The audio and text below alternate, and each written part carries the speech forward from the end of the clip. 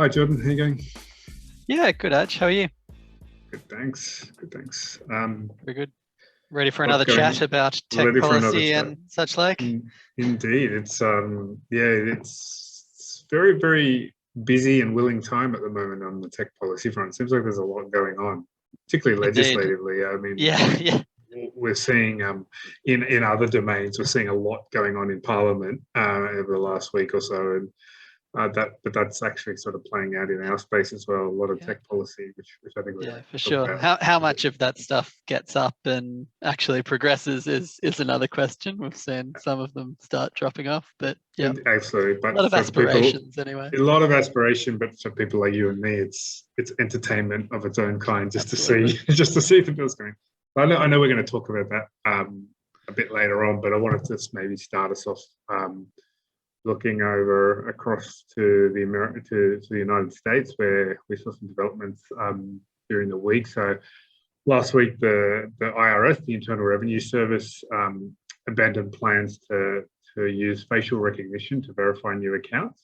So they made that announcement uh, like last week, and that was basically on the back of a bit of a firestorm of criticism and concern raised about the fact that they were planning to do this. So they were going to use a service called ID.me, I think it's called, or Mhm. ID.me. I don't know if Yep. you say the dot or not, but the rationale is that they wanted to use it to prevent fraud. So a large number of people sort of experiencing fraud with fraud, basically fraudsters having access to key details that allow them to then go in and you know apply for stimulus checks or put in kind of tax returns and things like that.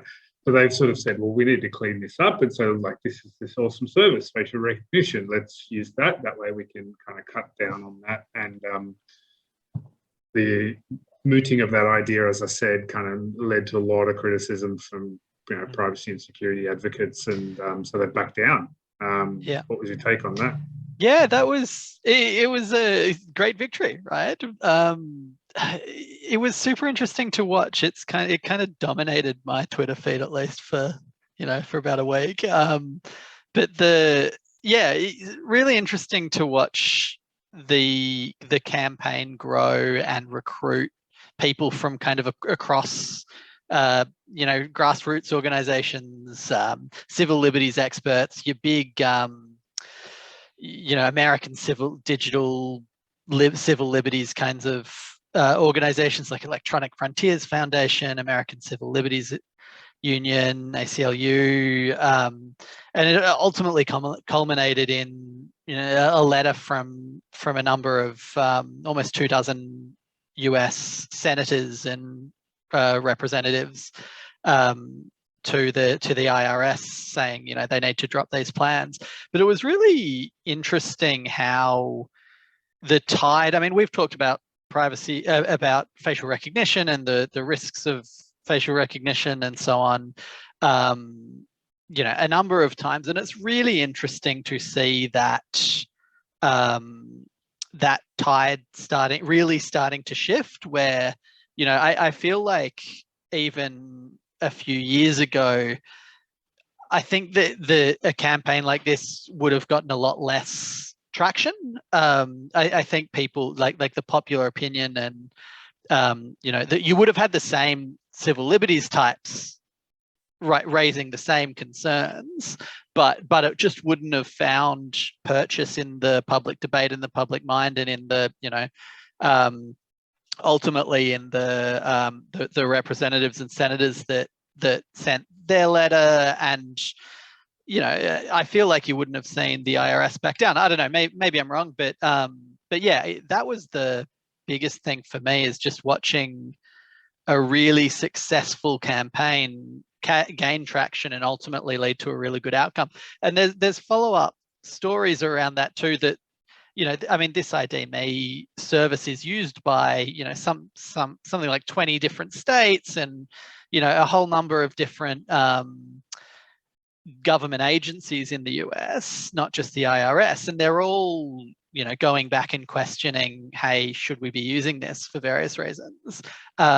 Which again is just a really interesting, really powerful outcome that yeah, that's been really interesting to watch. What were your thoughts? Yeah. I think that's a good observation, because often it's, that often the reason that the facial recognition is being introduced, there's another public good on the other side, which always seems to sort of win debate, win favor, and kind of we sort of have in the past, as you say, been more prone to just sort of letting it through, because Yeah, we it's need either to sort of stop fraud. Great. stop fraud Okay, you sounds got like it. a great Yeah, use case, yeah, like it's yeah. we want people to be able to access their checks, and not for fraudsters to access their checks, and we want law enforcement to catch bad people, and facial recognition is going to make that easier, and so there's always been this kind of public kind of good on the other side, and so it is really interesting and kind of I guess encouraging that people are actually, even with that, able to look at it more closely and hear the voices from privacy advocates, hear the voices from these civil groups, and put enough kind of pressure on an organization like the IRS to say, well, actually, despite our in this case, let's say our good intentions, there are other side effects and impacts, and and so I think that's good. And like if we just break down, I guess, some of the sorts of concerns that have been raised in this case, and we've heard them in other examples as well. Typically, it sort of breaks out as kind of there's an issue around equity and discrimination. So the technology is still not by any measure perfect, and it often has been found to not work well on people from minority groups with darker skin tones, and so there's a sort of inherent kind of bias and discrimination that plays out if it's not working well for certain parts of the community and the other. And then there's just the access issue when it comes to equity. So not everyone has access to the tools that are required to be able to make this service work. You need a smartphone or a computer with a camera. And so you had, like, in this case, you had sort of workers' rights groups sort of speaking up quite forcefully and saying, well, making everyone use facial recognition is actually a barrier and unfair for certain sectors of the community. And then there's obviously the security concerns. It is biometric data, it's sensitive information, and if there's a breach of that information, well, then it's out there, and something like biometrics, it's not like an account number or something where you go get another one, or your credit card details. That's your face print, that's your fingerprint, that's out there. And so there's this serious security issues that haven't fully been dealt with. And then we even saw, sort of beyond those kind of rational reasons, just sort of, again, a matter of principle. So, a good example was Senator Ron Wyden, who sort of said it's not acceptable to force Americans to have to use facial recognition technology as a condition of interacting with the government. And so, again, it's kind of drawing in all of that. It's sort of drawing in the equity concerns, drawing in the discrimination, drawing in the concerns about the technology, and saying we can't make this a necessary condition in order to access your government and the services provided by your government. So so I mean, there's some of the concerns. I mean, does this sort of break out into any other conversations for you? Yeah, I really like that. I just think it's really important to link those concerns back to what you were saying a minute ago about this temptation to grab the new technology to solve the problem. Because these things are constantly marketed, and we talked about this a bit with Clearview, but these things are marketed as magical solutions, and they're just not. They are just not magical solutions. There are whole swathes of the population for whom these things don't work particularly well, or if you're adopting a new way of doing something, whether or not it's like a magical technological solution, if you're adopting a new way of solving a problem, providing a government service, you need to put consideration into who are the communities or groups of people who this advantages and disadvantages. If I'm taking a paper-based process and I'm putting it online, there's a bunch of people that makes life easier for, but there's also a bunch of people that makes life harder for. And if your only approach is, only way of access is going to be online, then you're disenfranchising this group of people who struggle to deal with that. I think all of these, there are core risks with facial recognition, but I think a lot of the concern in the US and a lot of the pushback just came from making it mandatory and having no particular secondary, no real effective second recourse or second option, which I think is really relevant to the local context here, because in Australia, you can absolutely use facial recognition, very similar solution to the US, the elevenM thing. It's a different third party called iProve, I think, but via MyGov ID for the Australian Tax Office, you can absolutely register and use facial recognition to link yourself to your ID and so on. That's all part of the Trusted Digital Identity Framework, which is Australian legislation, and well, not legislation yet, we won't get into that, but it's Australian framework for doing this, this kind of ID verification.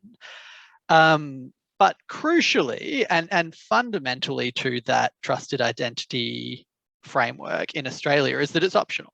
And any use of that that trusted digital identity framework in Australia is, an organization relying on that must provide a secondary or another avenue that a person can use that's functionable and workable and so on, without having to rely on having to go down the digital or the facial recognition avenue, which I think would have avoided a lot of the blowback that the US approach did have. But so I don't know, I think it's super relevant. I think we should still be questioning, even whether or not they're optional. We should be still be questioning whether it's the right solution, who it advantages, who it disadvantages. We need to scrutinize whether or not those secondary avenues, fallbacks are in fact practical. If I'm waiting for 2 hours on the phone for whatever, there's a lot of kind of complications in there, but I think it is. No, it's good. I mean, it's good to get a bit more of a lens. I mean, in some sort of weird way, the fact that there's been this kind of attempt to force this stuff on us, then there's been the pushback has meant we've sort of, I think, looked more closely at the technology and what its limitations are, and that's kind of seeping into a broader public dialogue. And I think maybe that it may have been more of a maybe it was more of a sort of concern for a certain sort of sector of informed kind of people about these technologies, but now it feels like more broadly we're saying, well, actually it's got these implications. I think that public awareness and broader kind of concern about these technologies is really growing, and it's really great. It's putting the pressure on organizations and governments wanting to rely on it to really justify why and provide provide kind of other pathways or protections or security and responsible adoption around it. Well, speaking of sort of jamming things through, whether it's technology or in this case, I'm going to move us to legislation. So what we talked about at the top of the conversation around the amount of tech policy, tech related regulation that is kind of flooding through Parliament at the moment and trying to, in the government's attempt to make into law. I mean, we've kind of, this is the sort of pointy end, I guess, of a number of months and fair to say years of bubbling up of a lot of regulation and legislative conversation. So I know last year there was so many kind of discussion papers and exposure drafts for various bits of legislation. There was critical infrastructure security legislation. There was sort of data sharing legislation. There's anti-trolling, amendments to the Privacy Act, anti-trolling, e-safety, just so much. And I mean, just kind of anecdotally talking to people who are involved in kind of public policy work or, whose job it is to work within organizations and make responses. I mean, people were run off their feet kind of last year, putting in submissions to what is kind of fairly complex pieces of legislation. And so already last year, it was a sort of unreasonable number of these things coming together at once, and a lot of discussion to be had and being had. But now, as I said, we're at the pointy end where we've got an election in, which has to happen before May. We're into the sort of final sitting of Parliament, the autumn session, which has kind of less than 10 days left in it. And all of these bills that are in various stages of kind of discussion drafts and submission, process of submissions are now being kind of pushed in as bills into Parliament. So we're going to basically try and cover all of those off in a fairly rapid and concise way, because, as I said, it's hard to do that. Yeah, and you could talk for you could talk for hours on each of those, right? Which is kind of the point that these are really complicated, difficult issues that we're trying to deal with in rapid fire succession. So so the first one to talk about is the anti-trolling legislation. So we've talked about that before, and we covered it last week about its flaws around it being an anti-trolling bill, but really not really being about anti-trolling or about online abuse or harm more broadly. And that was an admission that the Attorney General's Department made in a kind of committee hearing, that though it's been introduced into as an anti-trolling bill, and it is not intended to address trolling generally. It in fact has nothing to do with trolling. It has nothing to do with that. And I think right. And someone said that if you kind of control F it, the word troll appears in the title, but nowhere else. So that's awesome. But so we've talked about the issues there, but just as by way of update, that was introduced back into Parliament this week, despite the inquiry into it still being ongoing, which gives you a real great sense of the haste. I really loved Denham Sadler in Innovation Oz. His lead paragraph was so good. The highly controversial anti-trolling bill has been introduced to Parliament by the government, despite the inquiry into it not having wrapped up, and amid contradictory claims over its real purpose. It's like, but we're good to pass it anyway. Let's go. And so that's there's been a bit of kind of media coverage and discussion about that. Where it's at now is it's unlikely to get through, because it was referred off to the Senate's Legal Affairs Committee, and they'll only report back on March 24. Parliament comes back on March 29, and there's only 2 or 3 days of sitting days after that, and there's budget stuff to deal with. And so the odds are that one's not going to go anywhere. It's going to join the shelf with religious discrimination bill and other things, which is where it should be. Good result. And so hopefully we can look at that in a more considered fashion on the other side of the election. The other one is the critical infrastructure bill. So just to quickly recap, this was again an extended discussion through last year. There was a sort of bill introduced to sort of extend the scope of what is critical infrastructure and to increase the obligations on critical infrastructure, which kind of again followed government telling us about the increased targeting of critical infrastructure, particularly by sort of foreign governments. And so really amping up the narrative around, well, we're under a bit of attack and we need to take more care around how we protect those sectors. There was a lot of concern and criticism of the bill, particularly around some of the measures that were allowing the government to have more interventionary powers. And so to basically be able to require a deemed critical infrastructure provider to provide the government with data and access to systems, particularly in the event of some sort of incident. And what essentially ended up happening was, given all that kind of pushback and concern, the government kind of broke the bill into two and said, we're going to pass some of the more urgent measures immediately. And these are things like government having last resort powers, and this is going to be just some of the definition stuff around what is a critical infrastructure sector and expanding that from 4 sectors to 11. But then the other stuff in part 2 of the bill, which is about having a higher set of obligations for critical infrastructure providers, and what risk management programs look like that need to be in place. That needs a bit more co-design and a bit more thought. So we're going to break that into part two. But part one's already went through last year, and part two was introduced into the lower house last week.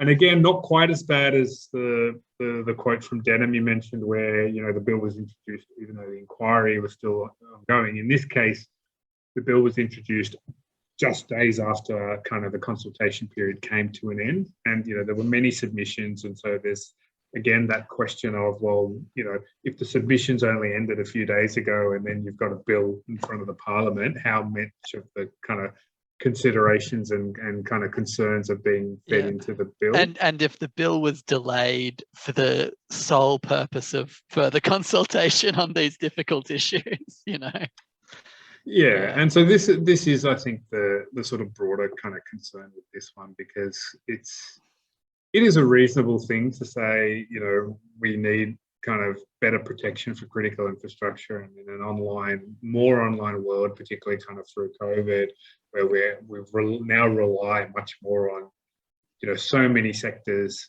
being available online and therefore needing to be kind of resilient in the face of cyber attack. There's a reasonable argument that we need to look at this and maybe have something in legislation, but clearly it's complex and it needs more thought and consideration and not to be sort of rushed through. And then, essentially, as you just said, the whole point of breaking it up and having a longer consultation period was to give us that time, and then to sort of introduce it just days after the consultation ended suggests that we're not giving it that time. There's obviously no time. If it's to be passed before the election, there's no time to do that. It's I don't know. What do you think? Maybe that should join the shelf as well it should, for post-election. Yeah, it should, but I think with things that are more overtly national security, they always tend to move through Parliament much quicker than any of us would expect, and so I don't know whether this one may actually kind of make its way through. If I was to bet on any of these getting through, it would be this one, just because it's much more overtly around national security. But so that's there's moving on from the sort of national security, there's been some legislation around the sort of privacy and data space. So there's two that I wanted to touch on. One's the DAT bill. Data Availability and Transparency Bill, which has been, hanging around for years, honestly. Was originally a recommendation of the Productivity Commission in 2017, a report on data availability and use, which it was basically the Productivity Commission, a couple 100-page report saying we need more data, and more publicly, open data is great, and public data should be available to various different, other companies, private sector and public sector, to better inform decision-making, commerce, and so on. And there's value in this data, and we need to unlock it, was the thrust of the Productivity Commission report. The effect of the DAT bill, Data Availability and Transparency Bill, is effectively to create a regime for public sharing of public data that overrides secrecy provisions and privacy protections. So, the Productivity Commission report was essentially saying that we have this data, it's great, it's valuable, it's really hard to use because we have to worry about privacy, and there's secrecy provisions in each individual agency's act. The tax office has their own special secrecy provisions. Almost every government department does. So it's really difficult to navigate. So what the DAT bill does is essentially says, look, if you have, and I'm kind of condensing it a little bit here, but if you have data sharing for certain permitted purposes, so delivery of government services, informing policy or research, if it's for one of those purposes, if you are taking steps to make sure it's safe, so based on 5 Safes framework, that you comply with certain data sharing principles to manage risks and make sure it's only used for valid purposes, only accessed by the right kinds of people, and so on. If you have those principles in place and you have a formal data sharing agreement that covers, use of the data and things you'd expect it to cover, if you have those 3 things in place, then forget privacy, forget secrecy provisions, you can override all of them and just go straight to streamline the data sharing, which, you know, it's been one of the reasons this bill's been hanging around for a while is that there are obviously a lot of concerns with that approach, particularly around the kind of from the privacy camp. And, you know, we've put submissions in with, you know, with a whole bunch of other, the coalition of other privacy professionals highlighting some of these concerns that, you know, the effect of this arrangement is to streamline away privacy protection. So if I've, you know, given my data to a government agency for a particular purpose, as long as they've got security measures in place, these data sharing agreements and so on, they can just share it out to some other organization and I have no recourse if I don't like that or if I'm harmed by that. That's, you know, a very, very rough summary of the bill and those concerns. But yeah, that's on the list of reintroduced bills. It's been amended somewhat to deal with some of the concerns that have been raised. The sharing, for example, cannot be done to private sector anymore, which is it's good. Good limitation of the scope of the bill, but it doesn't really, the amendments don't really address any of those core privacy concerns. And one of there was some coverage of the debate around this bill recently as well, which suggested that Labor's, who had been quite opposed to the bill on privacy and kind of individual rights grounds, is looking like they've kind of given up on that position. So that's a bit disappointing. I think it's the other, I think the other interesting thing just from a timing perspective is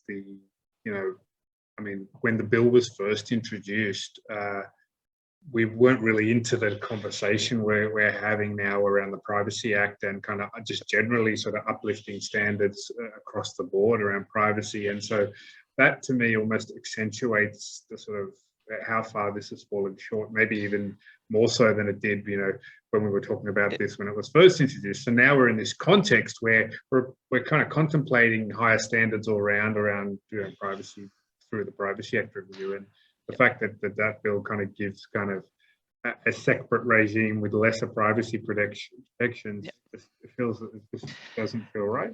Yeah, no, it really doesn't. And it's a totally bizarre measure to be implementing now in the middle of a wholesale review of the privacy framework. You know, there's ways of building this kind of data sharing into the Privacy Act that would actually require, give individuals recourse if they're harmed and require better protections and so on. It's a totally bizarre time to be pushing it. I don't know what Labor will do, but it's very disappointing if they've backed off that opposition as well. So I don't know. I'm a bit depressed about that one, actually. It's a bit sad to see that back on the table without any real attempt to address the core concerns. So let's move on, otherwise I'll get too sad. The last one is I wanted to cover is the privacy legislation amendment. There's the online privacy code legislation, which is a product of does two things really. It introduces a privacy, or provides for the development of a privacy code covering online platforms, and it strengthens the Office of the Australian Information Commissioner's enforcement powers and penalties under the Act. So the penalties are relatively uncontroversial. We've talked about them before. That they align privacy offences or fines with the consumer protection law standards. The amounts, $10 million and 3 times the benefit, or 10% of Australian turnover. So good thing, lines with consumer protection uncontroversial. The slightly more controversial piece of this was the online privacy code, which is a product of the ACCC's Digital Platforms Inquiry, which was back in 2019. That inquiry was focused on kind of digital search engines, social media platforms, big tech aggregation platforms, and their impact on competition in media and advertising. And so the proposed privacy bill is supposed to be focused on those markets and to introduce higher standards for privacy standards for those players. There was a consultation period on the bill in December, and it's been really interesting watching that go through, because it's gotten a lot of opposition from major retailers in Australia, because it covers the way that they've defined online platforms for the purposes of the code. It essentially covers any organization that collects personal information online while providing a good or a service and has more than 2.5 million end users in Australia, which includes most large retailers in Australia, like your Coles and your Woolies and your Officeworks and any of those kinds of big box stores that have an online shop will largely have more than 2.5 million customers, and so they'll be covered by this code for the way that they operate their online store, which really goes a long way beyond the intent, I think, of what's recommended in the ACCC Digital Platforms Inquiry, which was really just focused on Google and Apple and Facebook and online advertising. And I think it came as a bit of a surprise to a lot of those retailers that they'd be covered. It's interesting that's, despite some real controversy around the bill, it's on that list. It's to be tabled and see if it passes.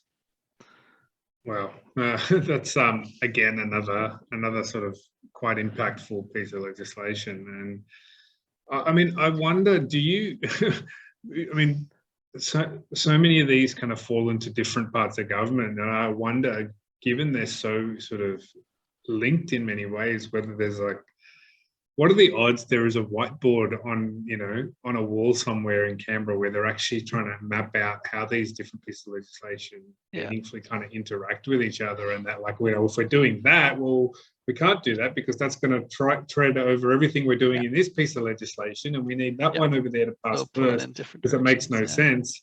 It really seems like, with everything we've been talking about, that there needs to be that kind of slightly elevated view of it. But, absolutely right. And I mean, one would hope that whiteboard exists, because I mean, I know that whiteboard exists in our offices. I've written that whiteboard.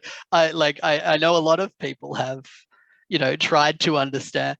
To your point, they're all overlapping, interacting, pulling in different directions sometimes.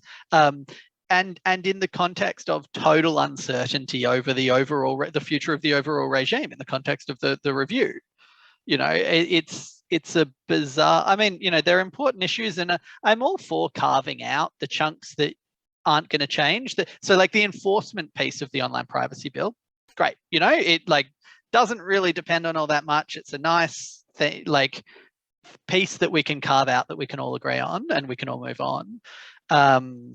But so much of these are, interacting and nuanced and difficult. It's hard to hive them off, and it's hard to hive them off in, as items boxes that can be ticked in advance of an election as well. That's an added kind of distortion on the debate. It totally is, yeah, and as you exactly that, some of these ones that were introduced, the sort of the posting of them on, onto the sort of schedule for the fact that they're being introduced into Parliament was sort of, here's what we're doing, why are we doing it, election commitment given or something like that. Right. And so it was just about we've got the time is running out and we've just got to push. So Yep. Look, interesting few weeks, I think, ahead to see where this all lands and how it all plays out. But yeah, we'll definitely. Yeah, exactly. Definitely keep track of what gets up and what gets, you know, shelved for further debate or the next government. Yeah. Awesome. Tune in next week for tune in next time. for that update. Yeah. The next update. Cool. Good to chat again, and Yeah. look forward to next Very time. good. Look forward to it. Thanks, Archie. Bye.